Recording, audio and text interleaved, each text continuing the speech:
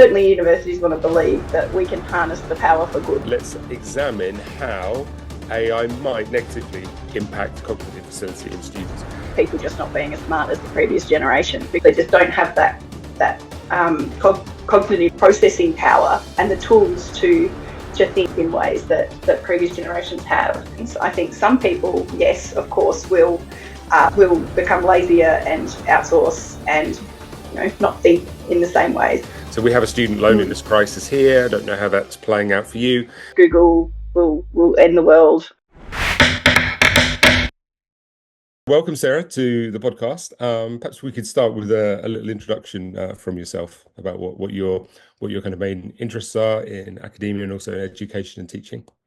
Absolutely. Thank you for having me. My name's Sarah Midford. I'm an associate professor at Trobe University in Melbourne, Australia. My background is actually as a classicist, so classics and ancient history is where I sort of grew up as an academic. And I've moved into learning and teaching progressively over my career. I'm very passionate about education and particularly digital education or digital literacies, and they're morphing now into AI literacies. I'm currently the Provost Chancellor Learning and Teaching at La Trobe. So my responsibility is for the whole portfolio of curriculum and learning and teaching at our institution.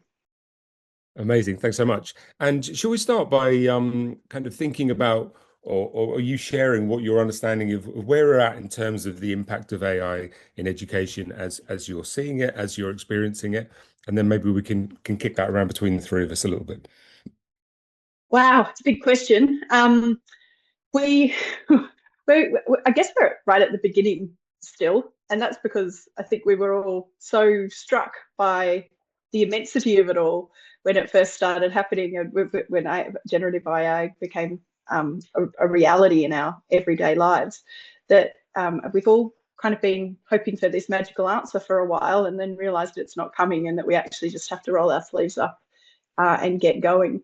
So I feel like we're still in that ideas stage, that let's give it a go stage, but we're also we've moved more so into that, okay, we've really got to do this kind of stage of, yeah, what does this mean for the future of education? Yeah, absolutely. Are you seeing many interesting ideas emerging? Because it feels in some ways like we got a little bit stuck with the essay question, which obviously you've written about. But I'm just wondering if things are opening up, or if you feel we're still revolving around the same broad territory a lot. I think the people who are talking about it the most, the people whose job it is to talk about it, rather than the academics in the room with the students, the people who are kind of thinking about it the most intensely are probably a little bit beyond the, is the essay dead kind of question, and more to, what do we actually need our graduates to take with them when they leave? How do we assure the learning? How do we make sure that that things are still meaningful, that education is still meaningful, that we're not, and actually just thinking, completely reframing the question. So it's not about whether or not education is meaningful, we all know that, but it's about how academics have a place in that world of education. What are they doing that they can't do anymore of this?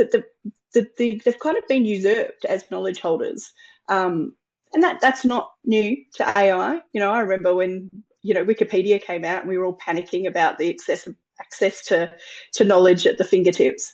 So it makes us question what if universities for hundreds of years have been the holders of knowledge, and that is slowly slipping through the fingers of academics, then what is education in the place of knowledge holders? Is it something else entirely? And how do you feel at an institutional level your particular university and educational environment is responding to that? Are there kind of high-level discussions involving academics with interest to kind of across the piece, or do you feel it's kind of still being institutionally led, like, we don't want to appear to be anti-AI because that will put off our students and that will ruin our business model. How's it landing over there in Australia with you? Certainly in our institution, we're really embracing AI. We've decided that we're AI first. That's our intention, that's our aim, and we're moving in that direction. We don't have limitations on AI use in our subjects anymore beyond where assurance of learning occurs. So there is a very open approach to the use of AI in our curriculum. And I don't think I think there's a bit of a split in Australia on some institutions are going in the direction we're going in, and some institutions are going in a much sort of more clamping it down. We need to know how it's used, where it's used. And it'll be interesting to see where we end up, and because we're effectively all kind of experimenting, right? But in terms of what's happening in the centre and what's happening on the ground, I think there still is a bit of a disconnect. I think we have a workforce that's not trained to use AI, and we now have an expectation that that workforce is going to become the trainer for the next generation of all workforces in AI. So we've got a really complex problem to solve, and that's the kind of stuff that keeps us awake at night and that we're trying to resolve and find solutions to at La Trobe. Can I take a step back a minute, because we kind of did the essay is dead and but you wrote a really interesting paper about the essay and put forward some really interesting arguments about how we viewed the essay in the past, whether it still has a place in education now, what its place might be, or what it used to do, and how we might find new routes to that same kind of learning. I wonder, just because I'm guessing many people listening to this won't have read the essay, could you perhaps give a brief overview of kind of some of the arguments, and then we can untangle them a little bit? Is that possible? Yeah, absolutely. I guess the fundamental argument is that we can't abandon everything that we have done in the past completely because we're a bit afraid of how it interacts with AI. That things can still have meaning in a world where the framework that we're working within is different. But equally, we can't just pretend that it's not there and continue to do things the way we used to do them. So it's a balance between understanding that we're in a different scenario, but not losing the value of all the things that have come before. So the essay has historically been a really useful vehicle for teachers to get the sense of how a student can understand an idea, has worked through the complexity of an idea, has synthesized it, has analysed it, has put it all back together in a complex and coherent way. Now, what's different is that AI can also do that now. It can do it in a way that's different and limited and not human, but it can basically get you through as a student if you're relying on AI to write things like essays. It's a fairly cheatable form of assessment. So what do we do so that we don't lose the richness and meaningfulness of something like an essay and the learning that occurs as we develop something into a coherent argument? But how do we do that so that we're not relying on just the product, the finished product of the essay, as the means of measuring whether or not someone can do something? Because if we just rely on that, then it's very easy to cheat. And I'm not saying that all students cheat at all, it's not true, but it's also about just being confident that people are getting what they need out of their education. So we need to think more about process. We need to think more about, well, what are the steps that people take to get to that coherent argument, to get to that complex thought that is expressed, or ideas that are unpacked in the essay. And if we assess those things, and if we train those things, then we're not losing the essay. We're just thinking differently about how it fits into education. And I think we need to be much more present in the learning journey with students now, rather than just assume that we can leave them to do their own thing and then we'll just work out whether they worked it out themselves or not at the end. I think it raises some real questions, though, because actually I think academics are on the whole not that good at assessing process. I think that can be, we're just not trained to do that. We're used to somebody handing you a product and us sitting and reading an essay, go, well, I know what a good academic paper looks like. This is one or this isn't one, and this is why. And those kind of things we're used to because it's our trade, it's what we do. And in some ways, it's a self-fulfilling thing. We've ended up working in institutions like this because we're able to do those things, not because we're good at the process behind it necessarily, although I guess the outcome, you might assume those two things are linked. But I think the other aspect of it, so one is the skills. How do we do that practically? And the other part of this is just about resource, because assessing process, I think, probably takes a lot more resource than assessing an end product. And an essay you can read fairly quickly, whereas a process, really doing that properly, really observing deeply how the interactions between students are, that's challenging to do, and it takes a lot of time. And I wonder, again, if we're like where have you got to in your university with managing those two different problems? Look, I think you're absolutely right. This is why it's about a workforce that's not skilled to do the job that we actually need them to do at present and into the future. This is also about just not having it built into the frameworks and systems that institutions currently operate using. So it's a very valid point. It's something that all institutions have to consider. We are considering it, but also we're constrained by the current frameworks and systems and structures of our institution. So what we're trying to do is we're trying to think about how can we generate those ideas within our own institution. We're pulling people together. We're asking people who are doing good things in this space to share it, to collaborate, to make sure that other people know what is working and what isn't working, so we don't have to have every single person go through the same complex process.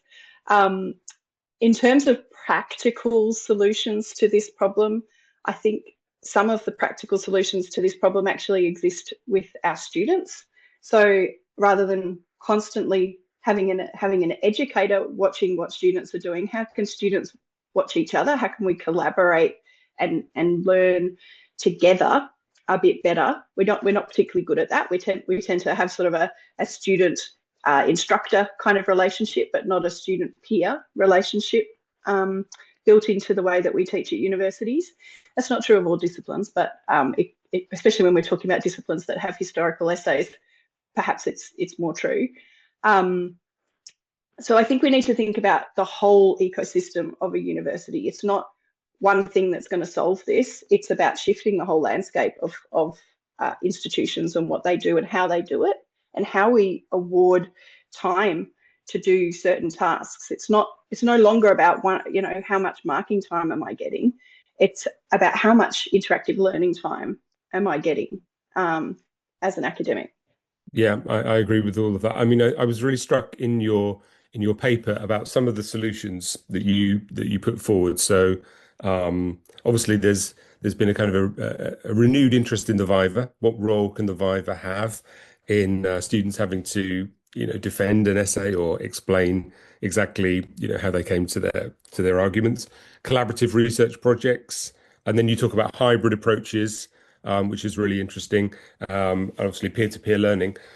My experience here in the UK education system is the extent to which all of those other things can also be gamed by AI. So when I've seen and moderated and examined Vivas, what I typically see is students who've prepared for the Viva with AI, so that they have been given a kind of a sketch of the sorts of questions that they're likely to encounter, or at least they've put it through AI and they've said to AI, look, I've got a Viva on this essay topic. What's an examiner likely to ask me? And then usually we allow students to come in with a few brief notes. I would say now, 90% of the time they are AI produced. So that becomes difficult. And there's a reluctance institutionally to allow completely technology-free forms of evaluating student understanding. So if I said, okay, well, we're going to just have a peer-to-peer discussion about this, and we're looking at the notes that you've taken, and when I'm going to be interacting with you about your reasoning, the institution wouldn't allow that to happen because they're worried about the kind of the knock-on effect of, oh, it looks like you're clamping down on AI. How do we get out of that particular tension as educators, do you think?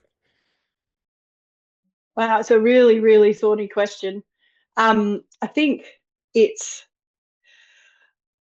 inevitable that we have students using AI. I think trying to keep it out is not a solution, even in a Viva kind of situation. We can't, you know, it's like, I don't know, a dam or something. If you know, as soon as you plug one hole, there's another one's going to spring up.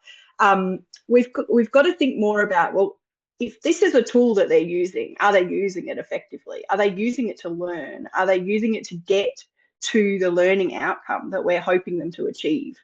So I would much prefer to go, well, AI is there. It's fine that it's there. And as long as we are assisting the students to use it appropriately and towards them becoming good citizens, good learners, good graduates, and responsible humans, then I think there's actually no problem with them using it. There is a problem with assurance of learning, and I'm not saying that we just open slather, let everyone go crazy and outsource all of our thinking. What I'm saying is that we do work towards assessing judgment. We work towards assessing decision making. We work towards assessing things that actually you can't prepare for with AI. If AI can answer the question in a Viva, I would argue that the Viva is probably not a very well set up assessment test anyway, that they haven't designed it well. Because the solution to good graduates in a world of AI is good assessment design, and also layered assessment design, I think, too. So it's not just about having one type of assessment like an exam or a Viva or something that stops cheating. It's about having a real sort of rich ecosystem of different types of tasks that test the same things in different ways, so that if they don't get it right in one way, we can basically check that against them getting it right in a different context. Or, you know, if they've got it right in the written part but not in the conversation part, that's a pretty red flag that they probably didn't do the written part themselves. And then we can try sort of triangulate whether or not they're learning and support them if they need help. Right, and I think not looking at it as punitive is also really important. When they're using AI in a way that's probably not that effective for their learning, how do we correct that behaviour rather than like slap them on the wrist for it?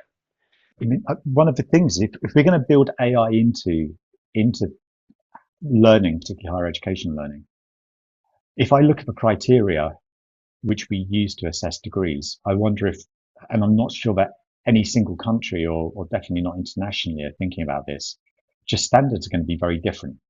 What we're looking for is going to be very different. And those levels that we align a degree or a postgraduate qualification to, it feels like those are likely to be very different too. I mean, I don't know if you've been doing any thinking about that and how it changes in really fundamental ways, what we'd expect a graduate from a degree to be able to do. Actually, I'm working on a project at the moment on graduate capabilities, and it's in a global context. And we're looking at, all universities have graduate capabilities. They're called different things, graduate attributes, and there's different words for them internationally as well.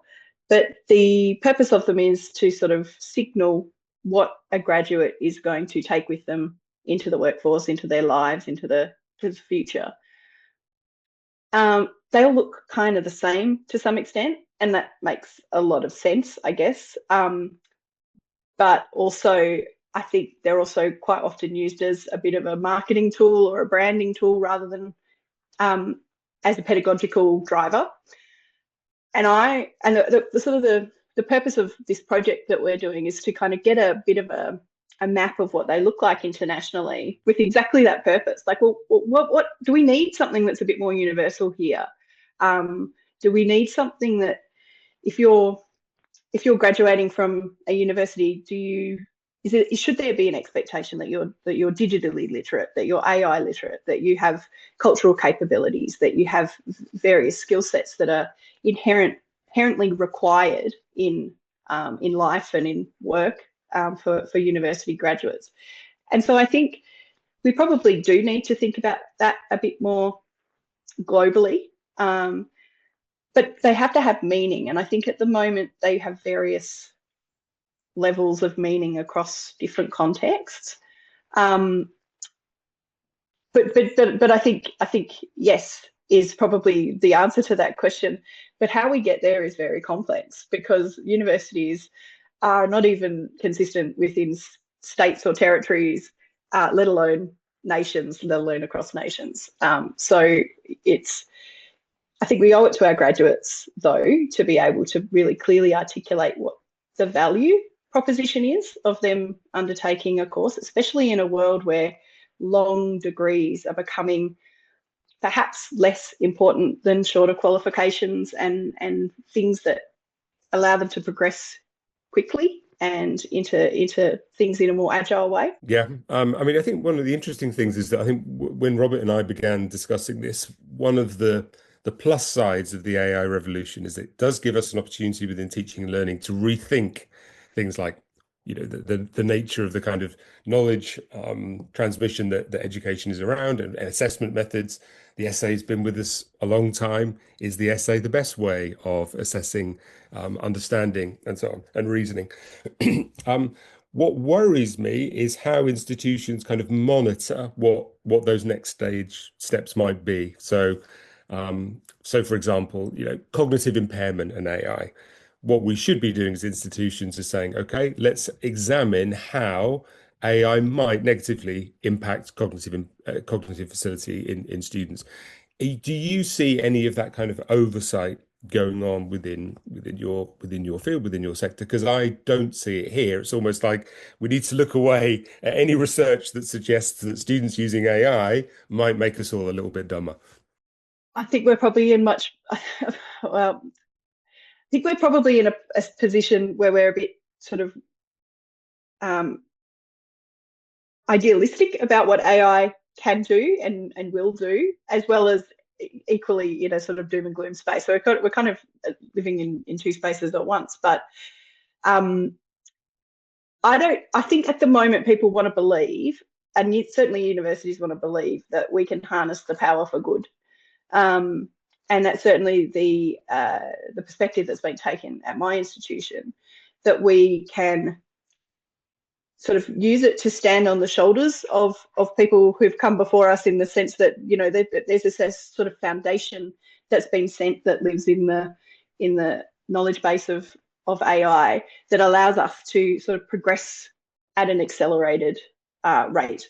I think we've got to also be really cautious, particularly perhaps less so in higher education, but in K to 12 education, we've got to be really careful that we're not compromising the capacity for students to learn the basics, to learn that sort of problem solving, reasoning, critical thinking type skills that will exactly end up with that outcome of people just not being as smart as the previous generation, because they just don't have that cognitive processing power and the tools to think in ways that previous generations have. But look, I mean, people say video games make you stupid. People say the internet makes you stupid. Google will end the world. I don't think that we're in a particularly new situation in that sense. I think some people, yes, of course, will become lazier and outsource and not think in the same ways. But that doesn't mean that everyone will, and it certainly doesn't mean that the people who remain engaged and wanting to learn can't take that extra step and go into that sort of accelerated space that I mentioned before. And I think institutions are really trying desperately at the moment to think, well, how do we keep the core skills in curriculum and make sure that people have them, so we don't end up in the space where people are outsourcing everything, thinking effectively, Yeah, I mean, I suppose my response to that would be yes, I would hope that that would be the case too. I think I would be more reassured if institutions said, well, look, okay, we'll monitor this over the next 5 years. We'll follow the kind of Latrobe model, and we'll try and integrate AI. We'll give students full access, and we'll encourage the integration of AI into our courses and research methods and so on. But what we're also doing is monitoring two things. We're monitoring what's happening cognitively, so we can really easily do that. We can have a research process going, and we'll report back in 5. Let's see. The second thing I would like to see is how encouraging greater kind of screen time in relationship to technology impacts on things like student well-being. So we have a student loneliness crisis here. I don't know how that's playing out for you, which is a product of many things, right? It's not just technology, but social media was a large driver of that. And I think I would also like to see some oversight into that. You know, are we just encouraging students again to engage primarily with screens as an embedded part of their learning? Okay, let's try it, but let's see what the impact of that is by monitoring it. And what I don't see here is any desire to do that, and that worries me. Yeah, and I think it's such a good point, and it's so um, it's we're at a critical moment where we can actually do that measuring as well. That it may not be possible to do it in the same way that we can right at this moment in time. Um, I think certainly at Latrobe, we're trying to get our ducks in a row, so to speak, on that front. So because of the way that AI came into everyone's life, and it was a bit sort of, some people had more desire to play with it than others. Some academics have gone really hard into that space, and others have tried really hard to resist it. And there's everything in between those two approaches. We've just we're putting together at the moment an AI institute that will pull together all the research that's going on with AI into one place, so that we can actually do some sort of level of coordinated approach to it. And I think that stuff is starting to happen across other institutions as well. So I think so. I think it's happening. I think it's taking a while to pull together and to surface and to be visible. But I certainly think that having a baseline from which to measure that we should be measuring at this moment is a really great idea. It's really interesting how AI is likely to change research as well. I feel like we're in this interesting loop of different things changing. Everything's chasing each other's tail, and it's kind of come around in an interesting way. I mean, you mentioned an AI Institute. Can you tell us a bit more about that? Because yeah, I think it's quite interesting that you're doing that. Yeah, look, I think it's about making sure that the AI first university has a very clear way in from a public space. So it's about, the university is doing wonderful things. It's doing it across a number of different schools and disciplines and in research institutes. And there's no way to sort of to demonstrate how that all comes together and all has meaning when things are separated and divided and don't have a visible presence in a public-facing way. So that's what the AI Institute is. It's much more about pulling it all together, making sure that it's speaking to industry, that it's speaking to the various areas that require universities to engage in AI for industry purposes, for social purposes, for education purposes. It's not launched yet. It's an idea that we know is coming because we're putting the staff in place, and the staff have been are building it at the moment. So it's a little bit of a watch this space. But the intention is that it will be about bringing together the great research that's happening at Latrobe and connecting that out to the public and the needs of the public in terms of AI and society and government as well. It's a bold idea that is it's going to take shape as it grows, I think. It's interesting because I know I read a paper from Australia recently. I can't remember exactly which one it was, And they were talking about the importance of training normal people in how to use AI. So stepping outside of the walls. So essentially what you're looking at doing something more like a kind of a catalyst within the university, kind of reaching out both to businesses, but also to normal people who just need to embed it into their lives. Is it also doing research and feeding that research back into the university and around teaching and learning, or is that kind of what you're thinking? Well, I think at the moment it's about working out what problems need to be solved. I don't think we've nailed that one, because Phil Laffenberg has just started as the very first Australian chief AI officer, and he's also the pro-vice chancellor of AI. So he is going to build this institute, and he's going to work out exactly which projects are the ones that progress.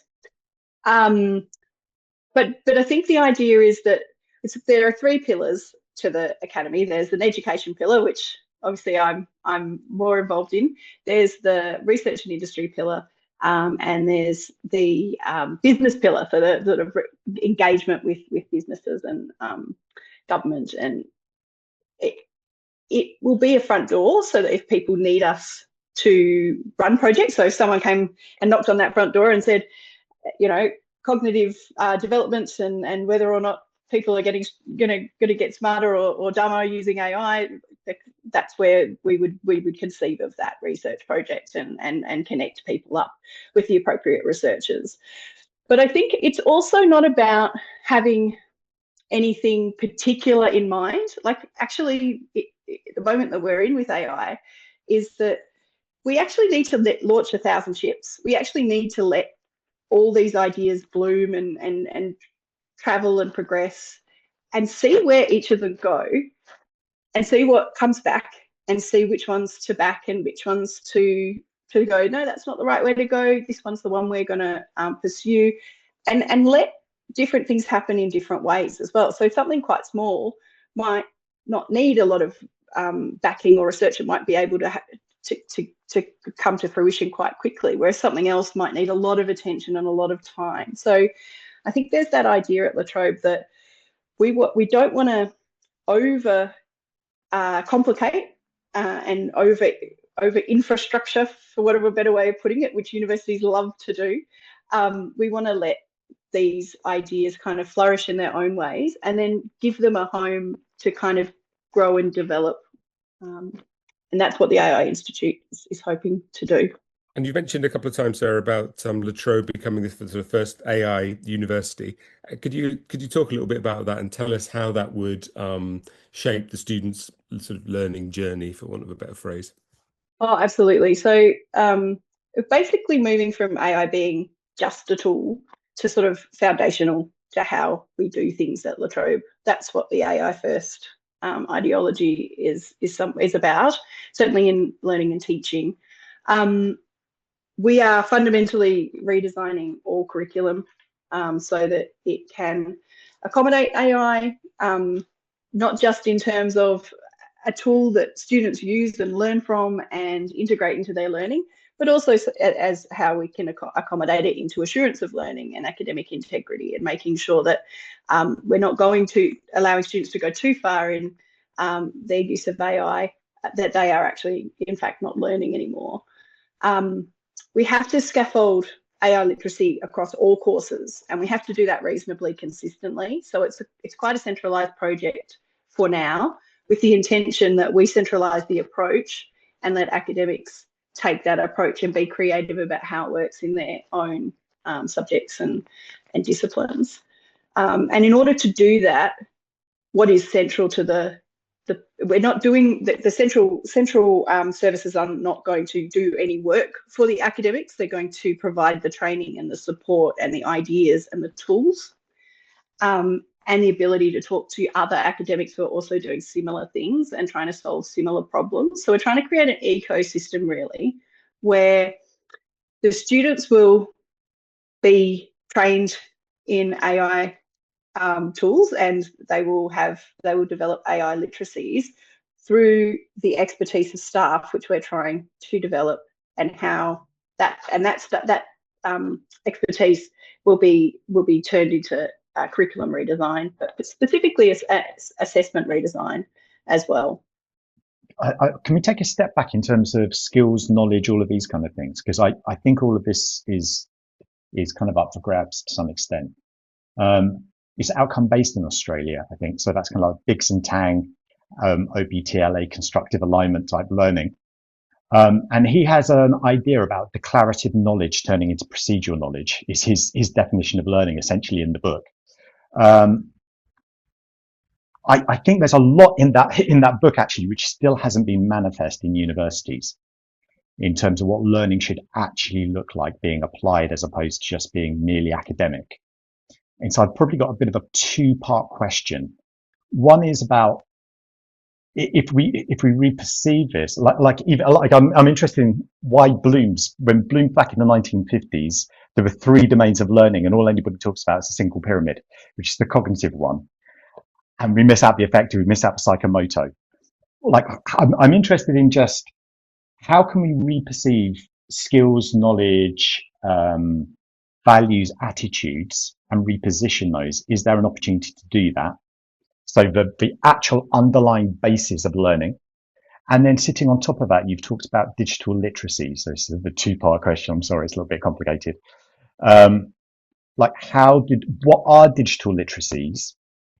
And then possibly how do they interface with that reperception of what the skills, knowledge, values, et cetera, that we might be preparing people with? Yeah, it's a complex question, and I think there's probably 2 answers to both of them. In terms of what we're trying to do now versus what we should probably be doing for the future, digital literacy is something that we're trying to develop because, as you say, like, there's a very sort of functional outcome of education that is, vocation and employment and metrics, and so having it's something tangible. It's something that we can talk about, and it's also the thing that we're all kind of missing a bit, where we're like, oh, the AI is new and scary, and I don't know how to do it. I need someone to teach me digital literacy. I need someone to teach me AI literacy. Ideally, at some point, that will just be, I think digital literacy, for instance, probably we don't need to articulate it anymore because everyone is digitally literate to some extent. Now we're talking about AI literacy because it's a new thing, but effectively one day it'll be the same thing, right? Where everyone can use AI to some extent. We all do. Why are we even bothering to articulate it? So I think there's a big focus on it right now because it's new and scary. But what we should be doing really is probably reframing, well, what are we learning? So is this pyramid, this Bloom's taxonomy, the way we should be learning and the way we should be measuring things? Or should we be thinking more about thinking like universities, certainly in Australia, it's a very skills-based. It's very much like what skills are you learning? How are you going to apply that in a vocational context? What is the value of this degree? And in the Australian context, that actually is reflected in fee structures as well. So we have this job ready graduates package that has that charges students significantly more for humanities and social sciences courses, for law and business courses, than it does for health disciplines. And it's a very values-driven policy. So the government at the time, Scott Morrison, he basically was like, wanted to steer people away from humanities and social sciences type disciplines and push them into things that had skill shortages. It hasn't worked. It's also just penalising students who wants to choose to do things that are different to what is valued, in air quotes. What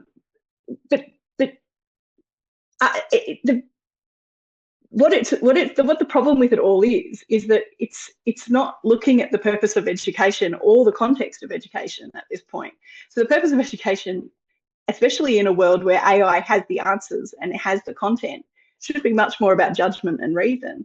And the disciplines that are going to teach judgment and reason are going to be much more in the humanities and social sciences realms anyway. So that's where the future of education actually genuinely sits. Everything else is skills training. And a lot of the skills training that's happening will become redundant over the next 5, 10, 20 years, depending on the complexity of it and the need for human involvement. So I think there does need to be a bit of completely rethinking. Well, should universities be about vocations? Should they be about skills? And there probably is two answers to that, which is yes, some things need to remain in that domain, and we need people with practical skills. And but do we just need them to have those things, or do we need them to also have these other things as well?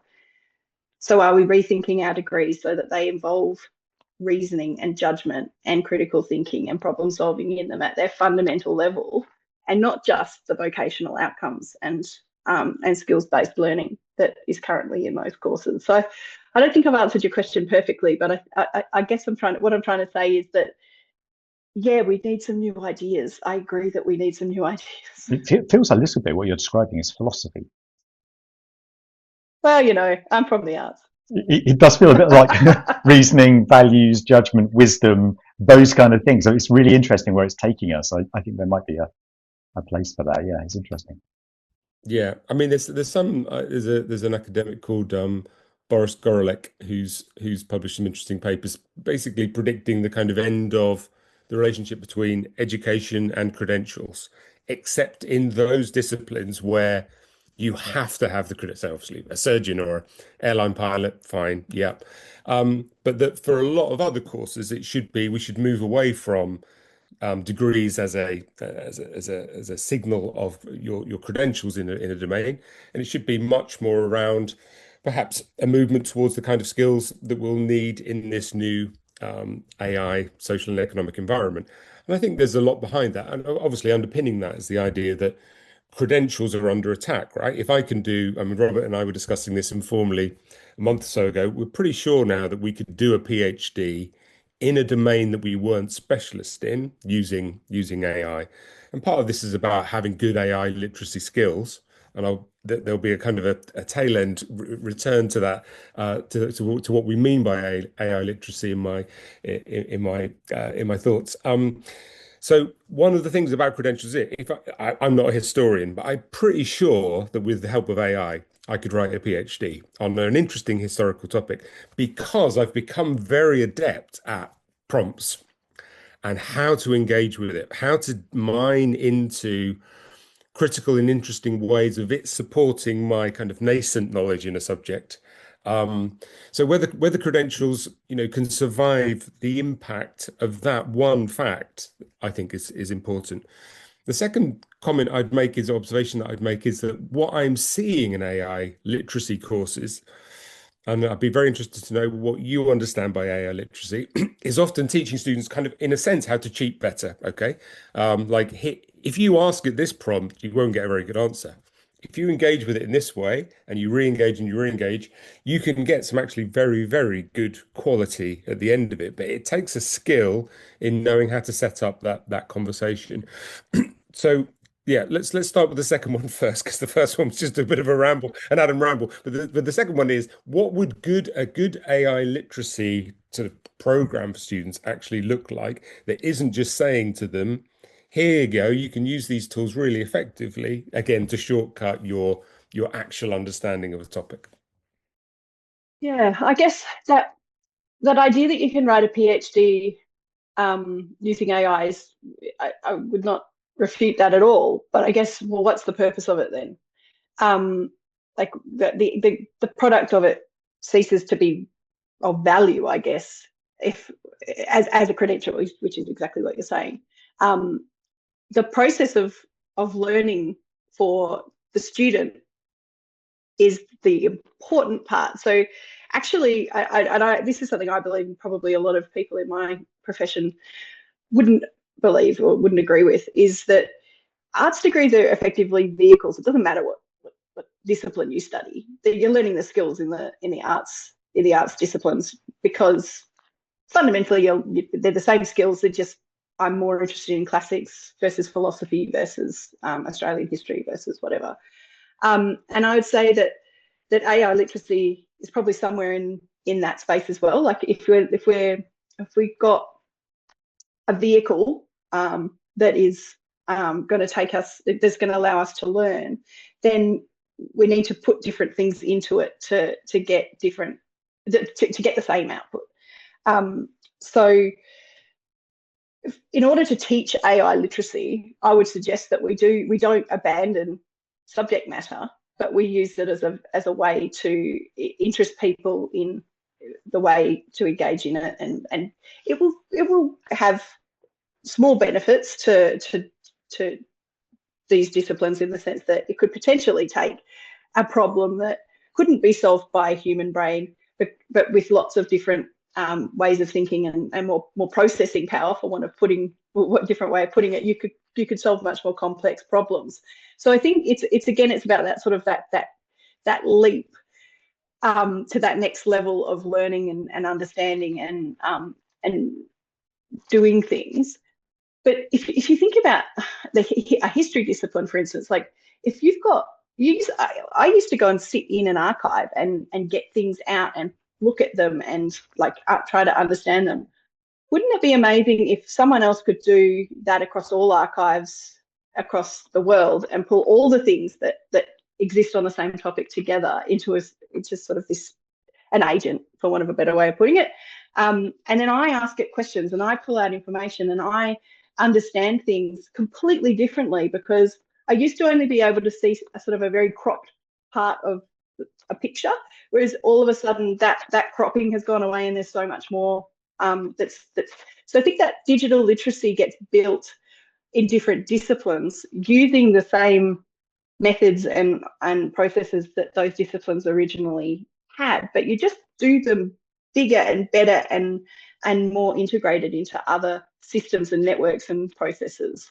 And multidisciplinarity and interdisciplinarity become key at this point as well. Like, why do we just have history? Why wouldn't we have history and politics and sociology, and they're all sort of working together? And perhaps it's also got something to do with medical research or climate science research. And think of what could happen if we are putting the ideas and the methodologies together into agents and into AI processing, the speed of AI processing that can happen. All of a sudden there'll be new knowledge for us to interrogate as humans. So we're not, that the need for humans to interrogate knowledge isn't going to go away. It's just the complexity of that knowledge might increase. So I know I haven't answered your question very appropriately, but like I feel so excited by the idea that I don't think you need to have like a class on digital literacy. I think it will happen more organically than that. I've been building with AI, and I've got a research tool which I built, and you throw academic papers on it and it can do exactly what you say. And it thinks interdisciplinary. It has a notepad. It takes notes as it's looking across. So it's less of a chatbot and more of a research tool. And it can build really high quality synthesis across different things. So, and the reason I built it was exactly because I'm also interested in interdisciplinarity. And I think that's where the breakthroughs are going to come. Somebody who's just been in their history domain, or just been in their musicology domain, or just been in their whatever domain, being able to bring those worlds together. And I think that's huge. It raises other. Yeah, it so is. Yeah, it really is. I mean, I think for research, and the other thing that I've realized, I can pretty much wire my app into Cowork now, and it will write surveys, send them out for me, analyze them. My app also analyzes primary data, so it can do all of that stuff on scale, which we couldn't have thought about, well, even a year or so ago. Well, and the time that an academic is going to save with that kind of processing power, and the advanced level of their research as a result of that, is the most exciting part. And I think a lot of the time we focus on AI is going to take the jobs of the academics. They're not going to, the teaching's going to be taken away from them. The research is going to be taken away from them. AI can do all this synthesis, but it can't actually apply that judgment at the end where you go, what does this all mean? Like, you've pulled it all together for me, but what does it actually mean? We keep on revolving around that same thing, I think, kind of judgment, meaning, but it's really interesting. We keep on coming to the same point, which is fascinating. I wonder whether we could kind of wrap up with a reflection on and share our own observations of where we think we might be in, let's say, like a couple of years' time. What do we think are the main things that will start to shift, and what would we hope that would look like in a best case scenario? Should we do the 2049? Bearing in mind the podcast called that. Oh gosh. Should we go for 2049 and go, okay, what's happening in education and the world more broadly, perhaps, as well, if we choose to, in 2049? You chose 2049. Is there something behind that number rather than 2050? Sounded good. Just sounded good. Sounded good for a podcast. Yeah. It has that kind of like on the edge of something, on the edge of a marker. Before the end of this half century. It's also exactly. It's at that really interesting point. It's just far enough in the future for us to be able to guess what it's like, but not too far. But it's too far, I think. Well, I guess if I had to say anything, I'm not sure that universities would look in 2049. I think universities are going to look completely different. I don't think they're going to have degrees in the sense that we have them at the moment. I think people will be a bit more transactional in the way that they kind of engage in university. I think there will probably be a lot of different types of universities as well, like much more, the university that you can get what you need in order to progress kind of sort of transactional way of doing things. And then there'll be there probably will still be some highly traditional, very nostalgic places that wealthy people can attend and do things that feel nice and cozy. But I think the degree probably is the biggest thing that will cease to be important. And I think we've touched on this before. If you can personalize your learning journey in a way that AI is going to facilitate, then you will also be able to sort of pick and choose what you do, what careers you create. Careers will look different. That's the other thing. We've got a system that's predicated on, jobs and jobs looking the way that they do and have for a very long time. Those jobs aren't going to look like that in the same way by 2049. So we can't sell the wares that we're currently selling because they won't be required. So I think there will be a place for the deep thinking and the deep processing and the sort of perhaps even a return in some places to that really old school kind of Oxfordian way of using a university as a place where you think. And humans go to think there. And then there'll be the much more like, I've got to upskill in this. How do I get that qualification really quick? And how do I get it in a way that suits me and my time and my learning needs? And perhaps less regulated in terms of time and more regulated in terms of mastery. So you don't do it for 3 years. You do it until you know how to do the thing that you've come to learn to do.